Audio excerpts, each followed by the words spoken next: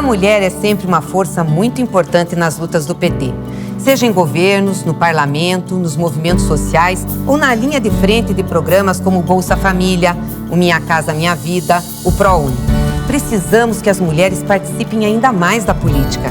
É assim que faremos um Brasil mais justo e acolhedor. Vem com a gente, vamos juntas reconstruir o Brasil.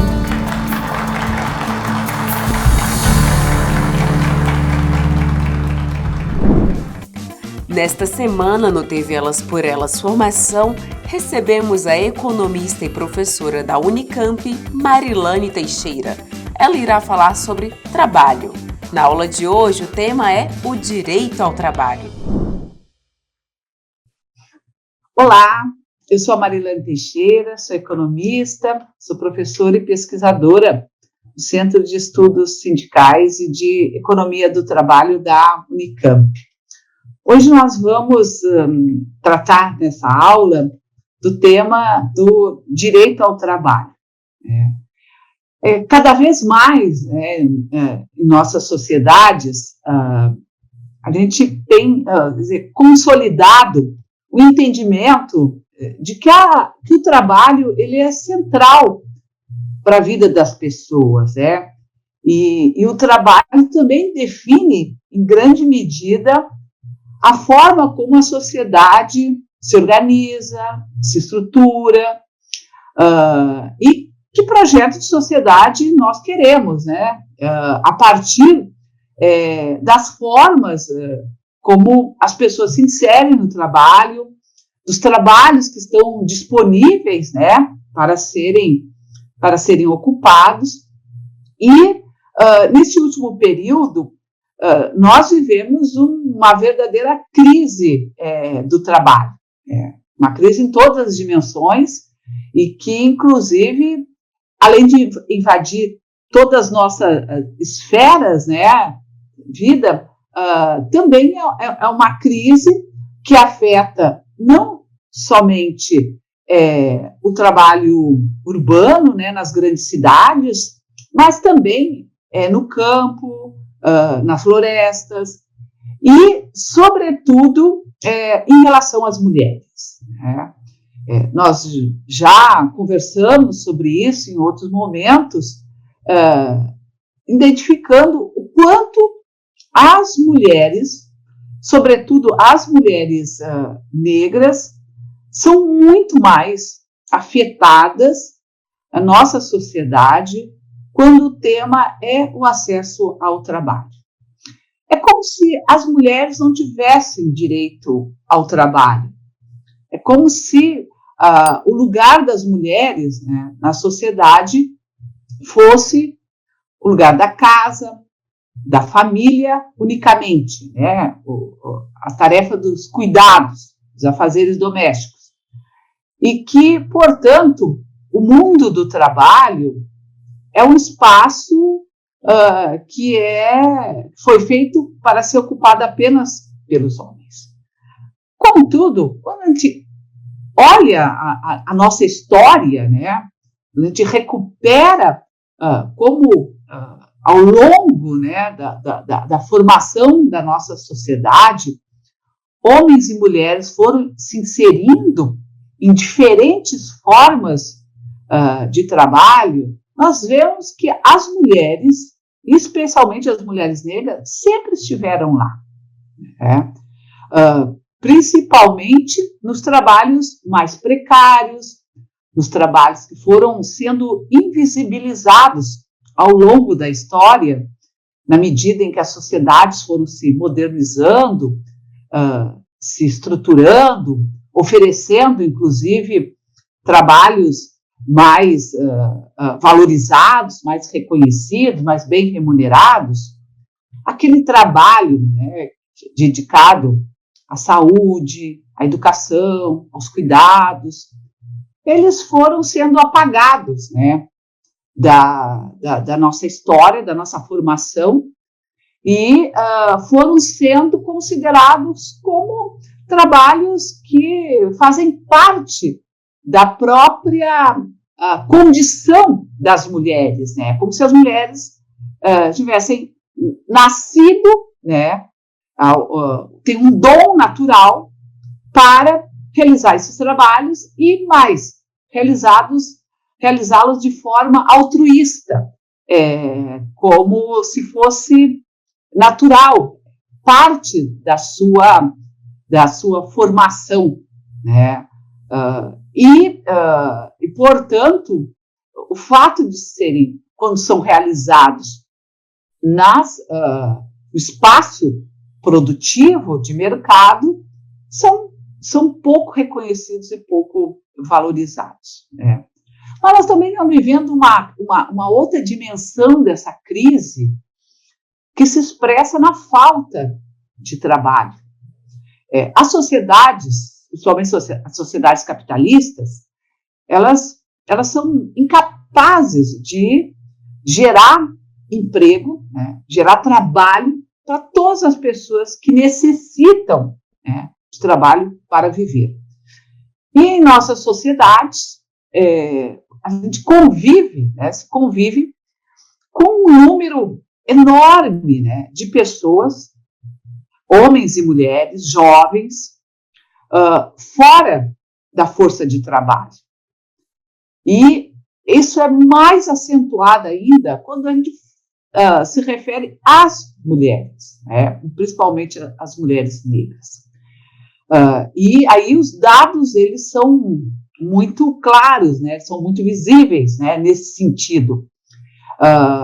As taxas de desemprego, por exemplo, elas são muito maiores entre as mulheres, mesmo nos momentos em que a economia conseguiu manter uma taxa de crescimento alta, absorvendo pessoas que estavam, né, na condição de desempregadas, mas isso se acentuou muito nessa última década, principalmente a partir de 2016, em que o desemprego no Brasil mais do que dobrou, né? Nós, em 2014, mais ou menos, final de 2014, nós tínhamos uma taxa de desemprego que estava em torno de 6,5%, e essa taxa duplicou, né, nesse último ano. E quando se olha os dados, né, então, o que são essas pessoas que estão desempregadas? É isso, são homens, mulheres, jovens, pessoas mais idosas, mas que ainda continuam no mercado de trabalho, procurando trabalho, porque não conseguiram ter acesso a um benefício, né, da Previdência Social, mas, sobretudo, são as mulheres. As mulheres representam mais de 60% das pessoas desempregadas. Mas isso naquelas que se declaram, de fato, como desempregadas, porque tem uma grande quantidade, principalmente de mulheres, muito mais mulheres do que homens, que gostariam de estar trabalhando, que gostariam de estar inseridas numa atividade remunerada, mas que não conseguem se desvencilhar das suas tarefas domésticas, das suas responsabilidades com a reprodução da vida, né? Que é as tarefas de cuidado, as tarefas, muitas vezes, com uma pessoa enferma, com uma pessoa idosa, ou, principalmente, com uma criança. E isso decorre de uma ausência, né, de um vácuo, de um vazio que se formou nesses últimos anos em termos de oferta de políticas públicas, né? O que a gente chama da infraestrutura social, na área de cuidados, educação, saúde, né? E o fato de o Estado não prover essas políticas, elas vão sobrecarregar sobremaneira as mulheres, porque vão ser as mulheres que vão ter que lidar com essa falta de ausência de Estado e de política pública, né? A jornada tripla é uma coisa que nós, no movimento sindical, nós mulheres, a gente tem debatido, a minha câmera eu não consigo resolver, eu já caí e voltei várias vezes, tá? A jornada tripla, que as mulheres passam por isso, né, e aí são as mulheres, de novo, da classe trabalhadora, é um debate, quando a Mari falou sobre uma campanha que a CUT fez, inclusive conseguimos até envolver outras centrais sindicais, que era pelo J40. Eu acredito que esse ainda foi, se não me engano, no primeiro governo Dilma, não lembro mais, mas faz muito tempo, né, que a gente foi de sala em sala conversar com os deputados e deputadas aqui no Congresso Nacional, no sentido de trazer justamente esse debate que, para toda a classe trabalhadora, naquele momento, não tinha nem história do que a gente está colocando hoje, de um mundo híbrido, né? Mas as tecnologias já existiam e a cada dia mais cresce. E a ideia é que, com isso, as pessoas não precisam despender de tanto tempo na produção de alguma coisa. No entanto, né, o trabalho reprodutivo, de novo, entra nesse debate. Né? De novo, o trabalho reprodutivo é o que mais toma o tempo das mulheres. E eu estava me lembrando que as mulheres na França, elas fizeram, né, um debate bem pesado com isso e conseguiram redução de jornada para todo mundo, né? Para todo mundo, né? Eu não sei como é que é lá, porque a coisa do trabalho doméstico não é como aqui, que é um dos países onde tem o maior número, né, de trabalhadores domésticos, domésticas. Mas eu acho que mais importante é a gente deixar claro isso nos programas de governo, fazer essa provocação mesmo, né, para as candidaturas aí no nosso campo, porque outras não vão topar, né, porque eu estou participando de vários atos no processo eleitoral, e a primeira coisa que acontece naquela bancada lá na frente do ato, quando começa, que é só macho que fala, né, e eles vêm falando para as mulheres, né, são 52% as mulheres que vão decidir as eleições, entendeu? Esse tempo todo é colocado. E aí, a gente não quer mais ser só a pessoa que vai lá e deposita um voto. A gente tem propostas, inclusive, que dá para melhorar a vida de todas as mulheres, da classe trabalhadora de uma forma em geral. Mas a gente não vê isso assim, a gente vê no programa de campanha, mas a gente espera, né? A gente espera que quando, né, a gente tenha de fato consolidado uma proposta, né, aí que a gente ganhe, né, essas eleições, com todas as coisas que toda hora a gente fala disso, que a gente consiga de fato problematizar a questão não só do mundo do trabalho, e o que vai ser de mais importante, na minha opinião, pela minha experiência, é o que vai mais tomar tempo no mundo do trabalho, vai ser economia de cuidado. Né, como lembrou a Hélida, né? Não sei se é o nome dela, é Hélida, a companheira que é jornalista, de Alagoas, ela coloca, entendeu? A importância que a gente tem, por exemplo, de ter a comida lá fora, né? Os restaurantes populares, lojas que a pessoa possa deixar a máquina lavando para resolver já o problema, as lavanderias, coisas práticas, né? Que tem um custo muito baixo, para que as pessoas consigam trabalhar e também viver. E a gente não tem isso no momento no nosso país. É um número muito pequeno de pessoas, de mulheres que têm essa condição de uma vida boa, né? Porque tem toda uma rede por trás, que tem a ver com o trabalho doméstico que está atrás. Então, assim, voltando, né? A gente só vai conseguir resolver o problema das jornadas triplas, não vai ser num governo ou dois. Né? Vai ter que ser feita uma política de implantação, que você primeiro debata a questão das políticas públicas que são importantes para a economia do cuidado, né? E agora é o que vai mais pegar por conta do envelhecimento da população, que precisa mesmo. Antigamente, nos anos 90, 80, a gente ficava muito na luta por creche. Hoje já continua esse déficit muito alto, mas a gente continua tendo problemas. Agora, onde a gente vai colocar as pessoas que envelhecem, e que precisam desse cuidado. E aí a gente sabe que países, como, por exemplo, como a Irlanda, está contratando gente do Brasil. Conheço pessoas brasileiras da Europa, do leste europeu, que estão indo trabalhar na Irlanda, cuidando de outras pessoas que envelheceram. E esse vai ser o grande debate, para além da revolução tecnológica, vai ser a questão como a gente trata essa coisa da economia do cuidado. E aí vai ter disputa, viu?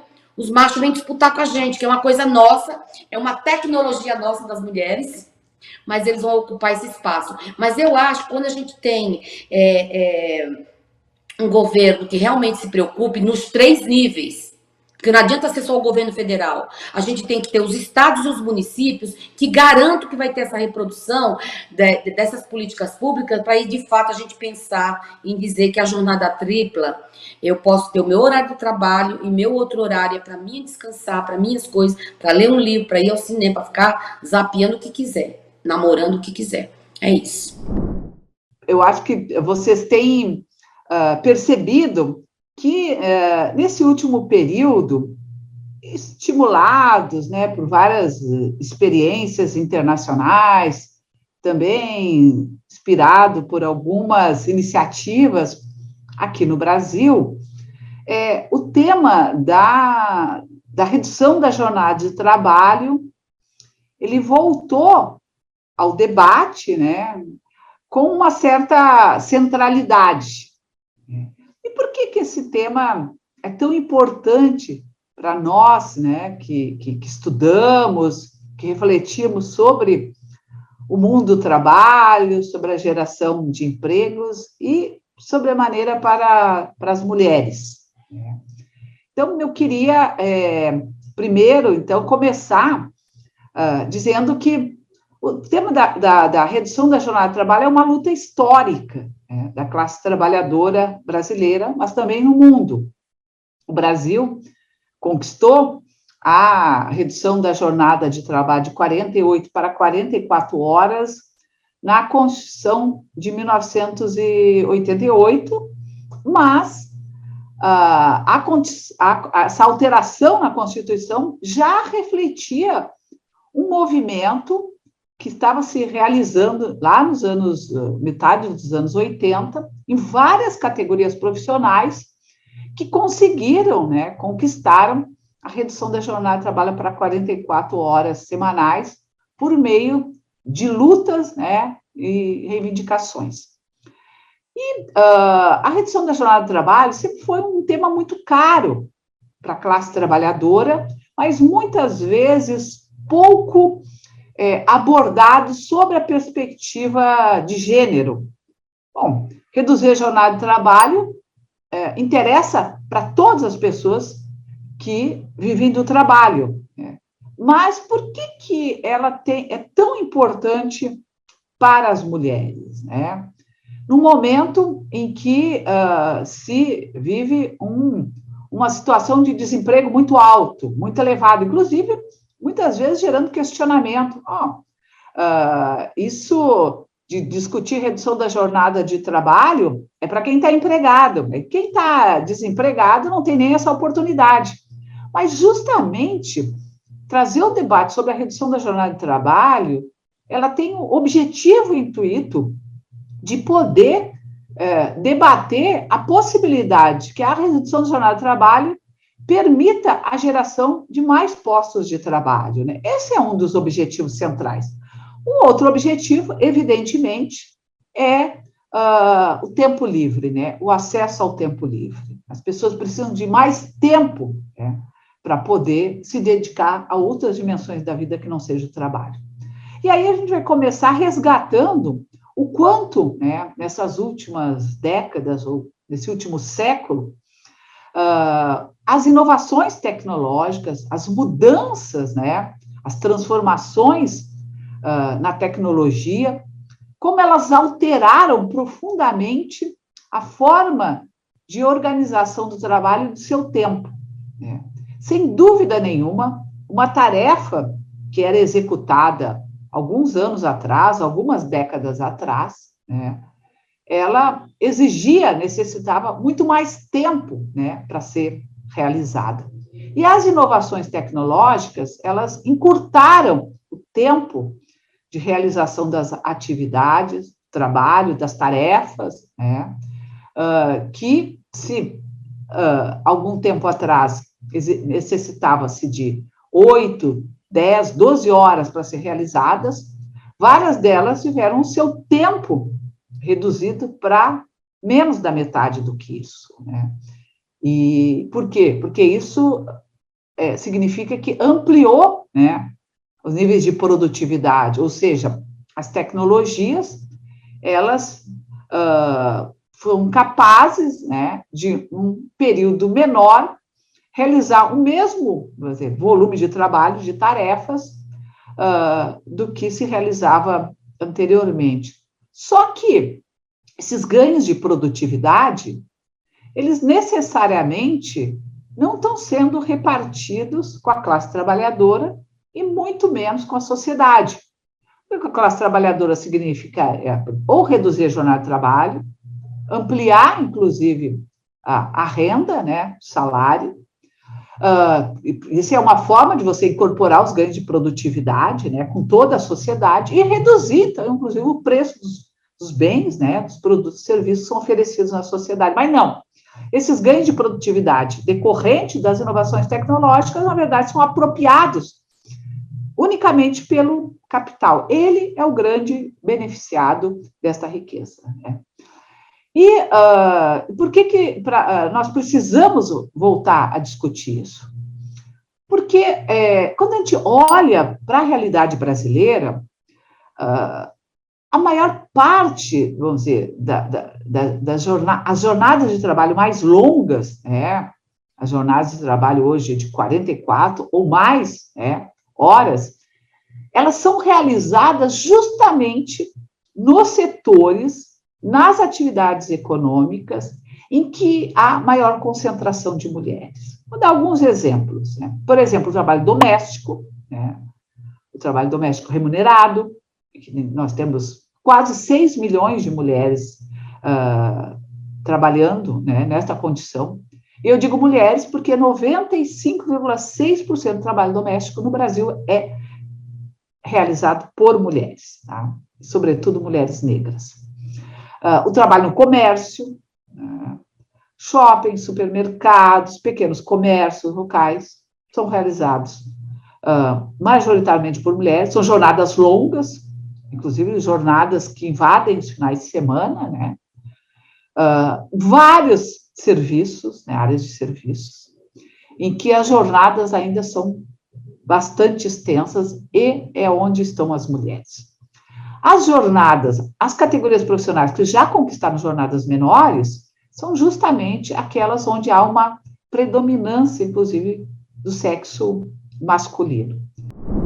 É importante a gente identificar que a população feminina no Brasil é a mais atingida, é a maior prejudicada com as políticas de destruição do governo Bolsonaro, né? Então, a gente identifica a alta no gás de cozinha, né? A gente identifica o avanço do desemprego e a ampliação da miséria.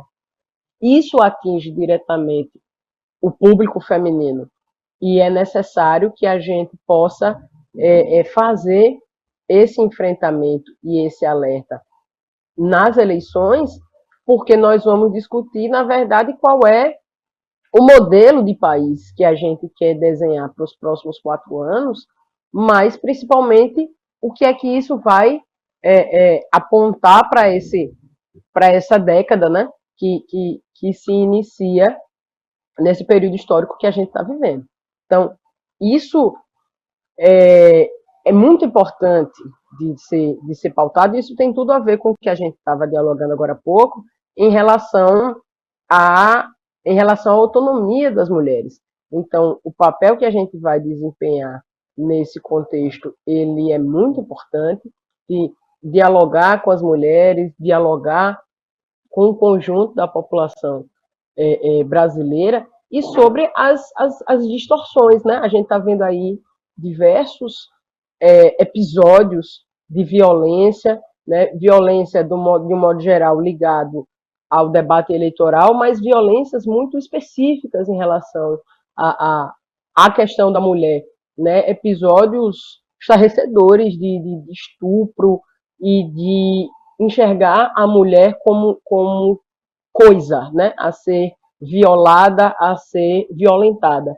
Então, existe uma necessidade da gente reafirmar qual é o papel da mulher na sociedade e que respeitar as mulheres significa um pacto de civilidade, né, em qualquer sociedade que se preze, e que nós não podemos permitir que o Brasil caminhe para o rumo que está sendo apontado agora, um rumo de barbárie e de desrespeito. Então, esse é um papel muito importante que a gente um enfrentamento, né, a ser feito, uma reflexão a ser feita pelo conjunto da população brasileira esse ano, e a gente vem se colocando para fazer esse enfrentamento, e a gente acredita que sim, lá atrás a população brasileira foi enganada, né, pelas fake news, pelas manipulações, pela ideia de que o PT era o grande problema do país e que varreu o PT está tudo certo. Mas, na verdade, não. Foi uma quebradeira,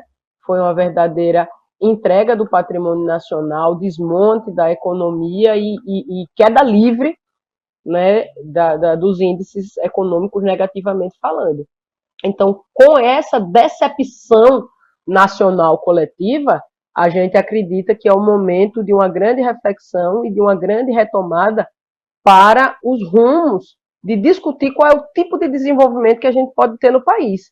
Não é a vitória de um partido político ou de um candidato, de uma figura isoladamente que nós estamos discutindo. Nós estamos discutindo se vamos voltar a debater qual é o tipo de desenvolvimento que a gente vai estabelecer no nosso país, ou se a gente vai caminhar para o aprofundamento dessa política de destruição e miséria que a gente está inserido. Então, a gente tem certeza que o papel das mulheres é fundamental, que nós não somos apenas uma massa de maioria que segue caminhando sem rumo, né? Nós temos um sentimento cada vez mais forte de união das mulheres em torno da reconstrução de um país para que a gente possa criar e conviver nossos filhos, sobrinhos, netos. As mulheres estão comprometidas com isso e a gente acredita que vai conseguir fazer o bom debate para que a população brasileira saia vencedora dele. Mas tem um aspecto do trabalho que afeta principalmente as mulheres, que são as condições de trabalho. Porque não é qualquer trabalho, né? Nós defendemos que todas as pessoas têm acesso ao trabalho, têm acesso a uma remuneração, a um rendimento digno, mas também que têm acesso a um conjunto de direitos associados ao trabalho. No Brasil, o acesso aos direitos trabalhistas, eles estão muito associados à forma, né, os vínculos que se estabelece nas condições de trabalho, que é o assalariamento. Então, por exemplo, para se ter acesso a um descanso semanal remunerado, a férias, 13º, fundo de garantia, licença maternidade, é necessário que se esteja, né, com o registro do trabalho, né, com a carteira de trabalho assinada e contribuindo regularmente com o sistema de previdência social, por meio de uma alíquota, né, paga pelos empregadores e pelas pessoas, né, individualmente, pelos trabalhadores e trabalhadoras, descontados diretamente, né, na fonte, né, dos seus rendimentos. Bom, só que a realidade no Brasil é a de que uma parcela muito pequena das pessoas, né, que estão ocupadas tem acesso a esses direitos. E o percentual é ainda menor quando a gente olha para a realidade no campo, por exemplo, no trabalho rural, em que mais de 80% se encontra em condições de informalidade, né? Às vezes no trabalho por conta própria, no trabalho autônomo, inserido na agricultura familiar, ou mesmo em relações de assalariamento, mas sem vínculos empregatícios, ou seja, sem acesso a direitos. No trabalho, espaço urbano, né, nas cidades, esse percentual de pessoas que estão ocupadas, mas que não têm acesso a direitos, ela pode variar entre 40% e 50%, dependendo da metodologia que se analisa. Mas uma coisa é certa, é muito maior entre as mulheres, principalmente as mulheres negras, esse não acesso aos direitos, né? E, de alguma maneira, foi se convencionando, foi se naturalizando na sociedade que esse tipo de emprego, né, que não tem acesso a direitos, não tem acesso a garantia nenhuma, ele é natural, é uma contingência, porque o mercado de trabalho só consegue gerar postos de trabalho com acesso a direitos, a proteção social, com uma parcela muito pequena da sociedade, da população, né, das pessoas, e esse acesso está vinculado à escolaridade, à meritocracia, né? Então, isso foi um direito conquistado pelos méritos pessoais, e que aquelas pessoas que não conseguem se inserir em condições melhores é porque não investiram na sua formação, na sua qualificação, na sua capacitação delas, as mulheres, né? Essa é a justificativa com a qual nós temos convivido cotidianamente. Só que isso não é verdade, né? Tem uma boa parte desses trabalhos que são relações de trabalho que a gente chama de fraudulentas, né? Então, um exemplo é o caso das trabalhadoras domésticas. Mesmo com assegurado, né, por lei, o acesso a todos os direitos, né, que estão previstos na CLT, estendidos às trabalhadoras domésticas, 85% das trabalhadoras domésticas no Brasil estão numa condição de informalidade. Por quê? A legislação não reconhece vínculo entre as diaristas, só entre aquelas trabalhadoras mensalistas, ou seja, aquelas que comparecem todos os dias no seu local de trabalho, no caso da casa, né, do empregador, da empregadora, né, que contratou. Isso é um absurdo, porque, por exemplo, se eu olhar para áreas como saúde, educação, muitas vezes o profissional da saúde, da educação, realiza uma jornada parcial numa escola, no hospital, no posto de atendimento, às vezes algumas horas durante a semana. E mesmo assim, os seus vínculos são reconhecidos, tá? E se não forem cumpridos, se for a Justiça do Trabalho, vai ter acesso a esse vínculo, a esse reconhecimento de vínculo. Com a trabalhadora doméstica não acontece. Se ela trabalha durante 2 dias da semana, com jornadas de 8 horas diárias, né, no mesmo local, não há reconhecimento desse vínculo, não há reconhecimento desse direito, né? Às férias, ao 13º, a todos aqueles direitos, né, que são assegurados, são garantidos pela nossa legislação trabalhista. Então, nós queremos emprego, mas nós queremos emprego digno.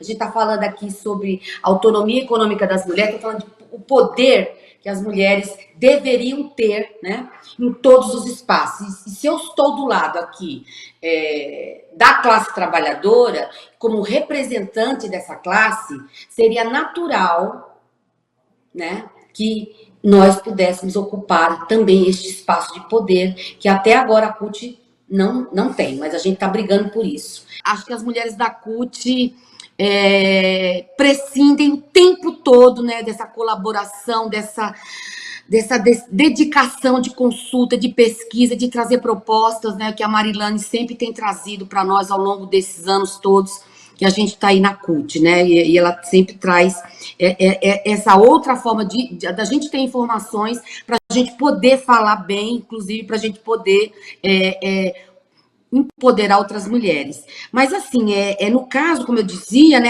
as mulheres estão fora da força de trabalho produtivo, mas nunca saíram fora da força de trabalho reprodutiva, que não tem reconhecimento no nosso país. E muitos países não têm. Né? A gente até falava outro dia o significado das trabalhadoras domésticas, o que significam para o PIB do mundo, e principalmente no PIB do Brasil, o quanto elas significam e são totalmente desvalorizadas, totalmente esquecidas. Então, esse é um debate que a gente precisa trazer, né, nesse processo que a gente está vivendo agora das eleições, né, e aí a gente espera que a gente tenha uma esperança de fato, depois que passar toda a balbúrdia, a gente conseguir ter uma secretaria de política para as mulheres, onde a gente consiga trazer esse debate, que de uma vez por todas, né, na minha opinião, companheiras, a questão da educação lá na base, quando a gente é criança, né? Hoje é Fundamental 1, Fundamental 2, ensino médio, ela é essencial que a gente garanta que a classe trabalhadora, em especial as mulheres, tenham direitos a ter essa educação crítica, reflexiva, né? E que ela consiga, então disputar um cargo no mercado de trabalho e saber se colocar, inclusive, porque nós sabemos fazer isso. Nós, mulheres, sabemos fazer tudo. O problema é que a gente é sempre vista assim, como se a gente não significasse nada. Então, é muito importante que nós, da classe trabalhadora, a gente comece a ter essa visão, né, dentro da classe trabalhadora, interseccionando a questão de raça e de gênero, e no nosso caso, nós mulheres. Então, assim, só para começar, então, para a gente bater um papo sobre isso, tá? Nós compreendemos que a autonomia econômica, ela não se reduz unicamente ao acesso à renda. Acesso à renda é muito importante, mas não é a única, vamos ver, caminho para que se construa a autonomia. Então, inclusive, para ter acesso à renda, nós precisamos assegurar acesso a uma série de outros direitos, como o direito às políticas públicas, a participação nos espaços públicos, né? Isso é o que compõe, né, vamos dizer, o que a gente chama de autonomia. Né? Então, portanto, propor políticas que visem deliberadamente melhorar o bem-estar das mulheres negras, das famílias mais pobres, é fundamental. Não há evidência de que apenas o crescimento econômico, o desenvolvimento, a geração, né, de riqueza, de emprego, por si só sejam suficientes para assegurar a construção de uma sociedade mais inclusiva. Não. Assegurar essa sociedade mais inclusiva depende fundamentalmente de você ter políticas de Estado, né, políticas de governo, que atendam, né, deliberadamente os interesses, né, de uma parcela da sociedade que foi historicamente excluída disso, que são as mulheres, e especialmente as mulheres negras, né?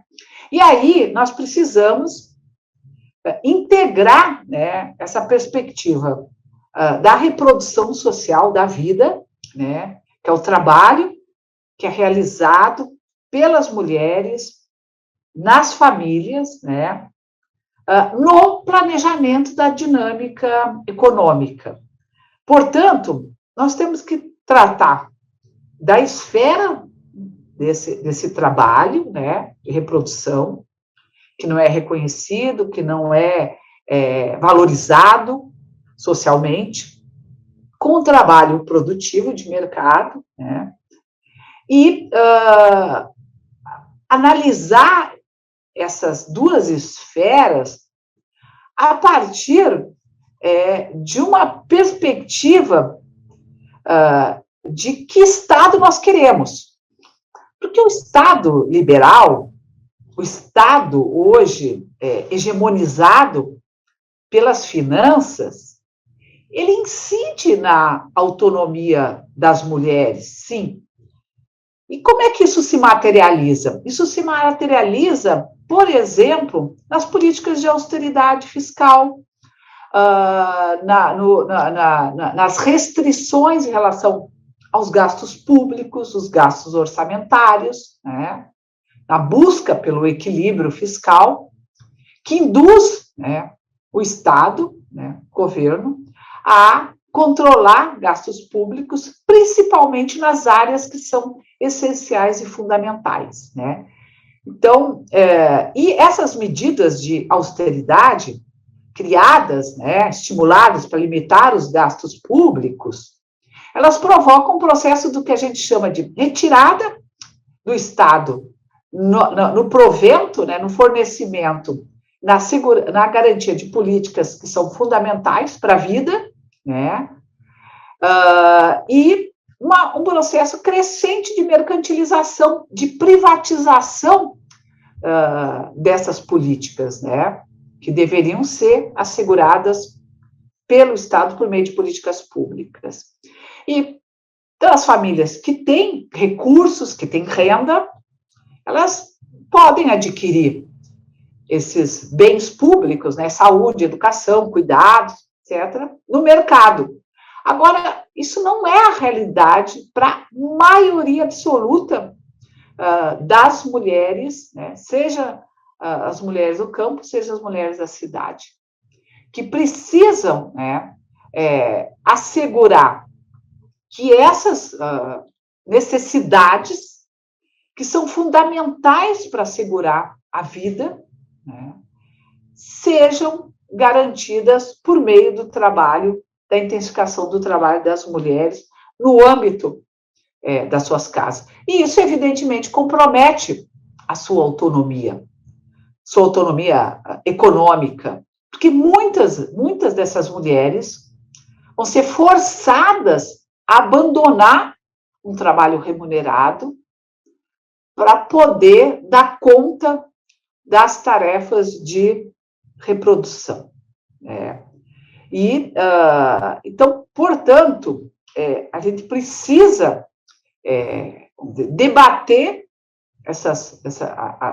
essas políticas inseridas numa discussão mais ampla sobre que modelo de sociedade nós queremos. Nós queremos uma sociedade que intensifica o processo de financiarização e assegura, né, a rentabilidade dos rentistas, né, uma sociedade cada vez mais constrói uma riqueza que a gente chama de uma riqueza abstrata, né, nas mãos, né, dos portadores de títulos, de papéis da dívida pública, né, e não uma riqueza real construída, né, com base no trabalho, né, que é realizado cotidianamente para garantir a sobrevivência das pessoas e das famílias, né. E nessa perspectiva, eu queria também desenvolver com vocês uma ideia que, assim, as sociedades também, ela foi construindo a sociedade capitalista uma ideia de que a única forma de se inserir no trabalho produtivo, né, é por meio desses circuitos mercantis, capitalistas, que é o trabalho com assalariamento, né, por meio das grandes empresas, corporações, os negócios. Direito ao trabalho, ao tempo livre, condições de trabalho digno e autonomia econômica foram os temas do programa Elas por Elas desta semana. E você já sabe, na semana que vem tem mais. Anote na sua agenda. Reveja esta e outras aulas na playlist TV Elas por Elas Formação, no canal da TV PT no YouTube ou em formato de podcast no Spotify.